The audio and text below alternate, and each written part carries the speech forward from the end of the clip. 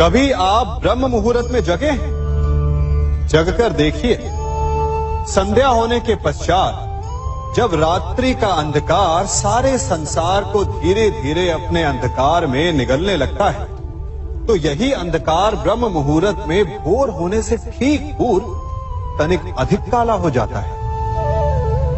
कुछ समझे? हमारा जीवन भी कुछ ऐसा ही होता है। जब हमारे जीवन की समस्याएं अपने अंत पर होती है, तो यही समस्याएं एक भीषण रूप लेकर हमारे समक्ष प्रस्तुत हो जाती है और ऐसे परिस्थिति में अधिकतर लोग हार मान जाते हैं, भय खा जाते हैं। परंतु यदि आप हार न माने, भय न खाएं, दृढ़ रहें, निरंतर आगे बढ़ते रहें, तो प्रकाश के रूप में हमारा स्वागत करने के लिए सूर्य उदय सदा हमारे समक्ष प्रस्तुत रहेगा। आपने बरगद के वृक्ष को देखा है? जितना विशाल उतना दृढ़। पतझड़ में वो सूख जाते हैं, परंतु दुर्बल नहीं होते, टूटकर गिरते नहीं। और उसके विपरीत दलदल में उपजे वृक्षों को देखिए, वो दिखने में तो बड़े होते हैं, पतझड़ आए या शीत सदा हरे भरे होते हैं, परंतु इतने दुर्बल होते हैं कि जल धारा के हल्के से वेग से वो गिर जाते हैं। परंतु ऐसा क्यों होता है? कारण है जड़ें। जिसकी जड़ें दृढ़ भूमि में है, वो हर चक्रवात, हर ऋतुओं को सह लेता है, और जिसकी जड़ें दलदल में है, वो स्वयं की जड़ों को दुर्बल बना लेता है। कुछ ऐसा ही मनुष्य भी होता है, जो अधर्म, कुकर्म और असत्य की धरा पर उपजा है। वो समय की एक मार भी नहीं सह पाता, और जो मनुष्य सत्य, धर्म की धरा पर उपजा है, वो हर समस्या से अविचलित हो जाता है। अब आप पर निर्भर करता है कि आप क्या बनना चाहते हैं। हमारे जीवन में मित्र और शत्रु बड़ा महत्व रखते हैं। यदि गंभीरता से सोचा जाए तो ऐसा कोई क्षण नहीं जब हम अपने मित्रों के बारे में ना सोचते हो या फिर अपने शत्रुओं के बारे में। हमारा हर कार्य या तो हमारे मित्रों के हित के लिए होता है या फिर हमारे शत्रुओं के अहित के लिए। हम हर स्थान या तो अपने मित्रों के साथ होते हैं या फिर अपने शत्रुओं के साथ। कोई नहीं चाहता कि उनका शत्रु प्रसन्न रहे। हर कोई अपने शत्रु को नष्ट कर देना चाहता है, और ऐसा करने के लिए वो हर संभव प्रयास करता है। उसे आर्थिक, मानसिक और शारीरिक हानि पहुंचाने का प्रयास करता है। परंतु यदि मैं आज आपको ऐसा मंत्र सिखाऊं जिससे आप अपने शत्रु को सदा के लिए नष्ट कर दे तो, और वो मंत्र है मित्र बनाना। अपने सभी शत्रुओं को अपना मित्र बना लीजिए और आपके सारे शत्रु स्वतः ही समाप्त हो जाएंगे। मैं क्या कर रहा हूं? मैं दिए प्रज्वलित कर रहा हूं ताकि अंधकार को मिटा सकूं। अब आप कहेंगे कि इसमें कौन सी बड़ी बात है ना? परंतु इसमें महत्वपूर्ण बात समझने के लिए यह है कि मैं क्या नहीं कर रहा हूं, और मैं अंधकार नहीं कर रहा हूं। क्योंकि अंधकार को मिटाने के लिए प्रकाश का अस्त्र तो उठाना ही पड़ता है। बुराई को बुराई से नहीं, अच्छाई से जीता जाता है। अन्याय को अन्याय से नहीं, न्याय से लड़ा जाता है। क्रोध को क्रोध से नहीं, क्षमा का साथ लेना होता है। ठीक उसी प्रकार एक लोहा लोहे को काटता है, परंतु एक ठंडा लोहा ही गर्म लोहे को काट सकता है। इसलिए यदि आपको अपने जीवन में विजयी होना है, तो अपने शस्त्रों को, अपने अस्त्रों को सोच समझ कर उठाइए, क्योंकि एक अनुचित सोच परिणाम पर भारी प्रभाव डाल सकती है। आप सब सोच रहे होंगे कि ये क्या मैं करने लगा। मैं इस पौधे को जड़ से उखाड़ रहा हूं। आश्चर्य हो रहा है ना कि एक पौधे को उखाड़ना या काटना ना केवल एक अपराध है अपितु पाप भी है। तो फिर मुझे ऐसा करने की क्या आवश्यकता पड़ गई? क्योंकि कई बार विनाश ही सृजन तक पहुंचाता है। यदि नया भवन बनाना हो तो पुराने भवन को गिराना पड़ता है। व्यवस्था को परिवर्तित करने के लिए क्रांति लानी पड़ती है। और उसी प्रकार यदि किसी वृक्ष या किसी पौधे की जड़ों में घुन लग जाए या उसका मूल सड़ जाए तो उसे जड़ से उखाड़ देना ही श्रेयस्कर होता है, ताकि उस स्थल पर नए पौधे उपज सके। युद्ध करना पर्याय नहीं,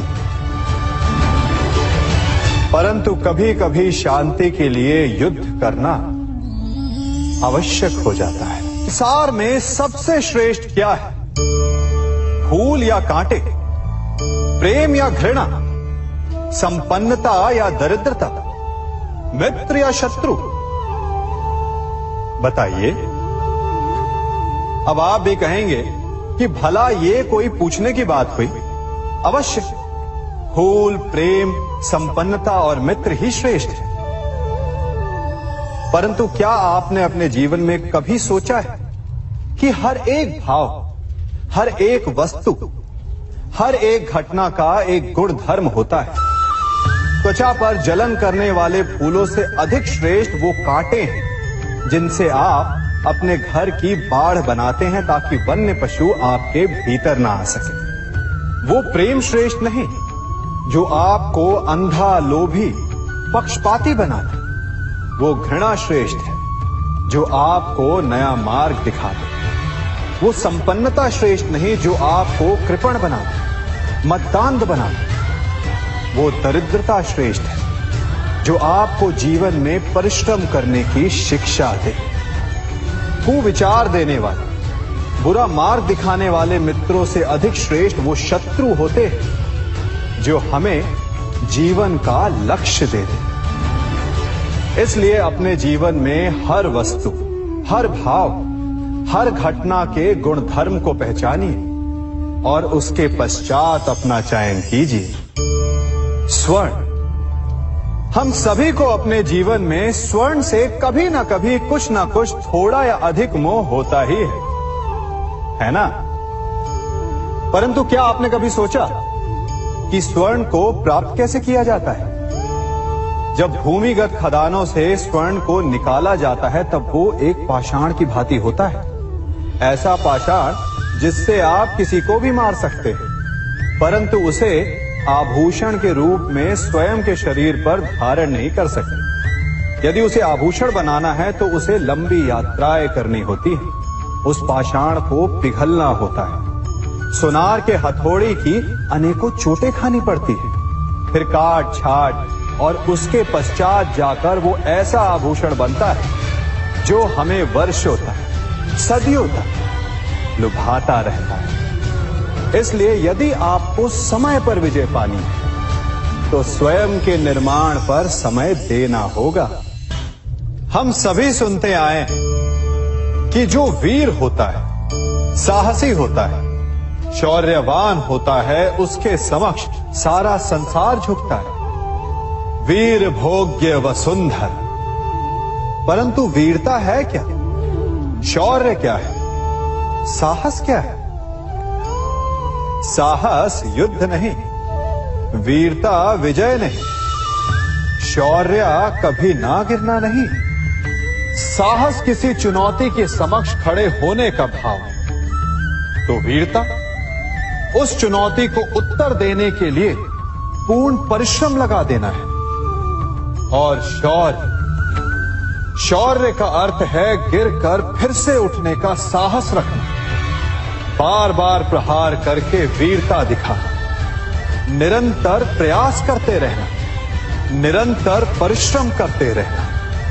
इसलिए विजयी होने से अधिक महत्वपूर्ण है शौर्यवान होना, क्योंकि जो शौर्यवान है उसे विजय मिलना निश्चित है। कभी किसी पक्षी को घोंसले की नींव बनाते देखा है? अथक परिश्रम करके तिनका तिनका बिटोर कर वो पक्षी अपना घोंसला बनाता है, अपनी संतान के लिए एक सुरक्षित घर बनाता है। और फिर कहीं से तीव्र आंधी आती है, भारी वर्षा होती है और उसका घोंसला तिनका तिनका करके बिखर जाता है। फिर वो पक्षी क्या करता है? वो रोता नहीं, ना ही विलाप करता है। वो बिना विलंब करे फिर से अपना घोंसला बनाना प्रारंभ कर देता है और सफलता पाता है। फिर हम क्यों छोटी छोटी असफलता से भयभीत होकर परिश्रम करना छोड़ देते हैं? एक बात सदा स्मरण रखिएगा, हर वृक्ष कुल्हाड़ी की एक मार से नीचे नहीं गिरता, हर चट्टान घन के एक प्रहार से नहीं टूटती। सफलता पाने के लिए अनावरत परिश्रम करना ही मात्र एक मार्ग है। स्वीकारण, सत्य का स्वीकारण मनुष्य के लिए बहुत ही महत्वपूर्ण है। जब तक मनुष्य सत्य को स्वीकार नहीं करता, उसे असत्य से लड़ने की शक्ति प्राप्त नहीं होती। जब आप भोजन करते हैं तो क्या होता है? आपका पेट स्वीकारता है कि वो भर चुका है और आप भोजन करना बंद कर देते हैं। जब आपको निद्रा आती है तो क्या होता है? आपका मन स्वीकारता है कि आपका शरीर थक चुका है और उसे विश्राम की आवश्यकता है। उसी प्रकार जब आपको किसी व्यसन को रोकना हो तो आपको स्वीकारना पड़ता है कि बहुत हो चुका, चाहे वो लालच हो या मदिरापान। उस व्यसन का त्यागना तभी प्रारंभ होता है जब आप ये स्वीकार कर लेते हैं कि आप उस व्यसन के बंधक हैं।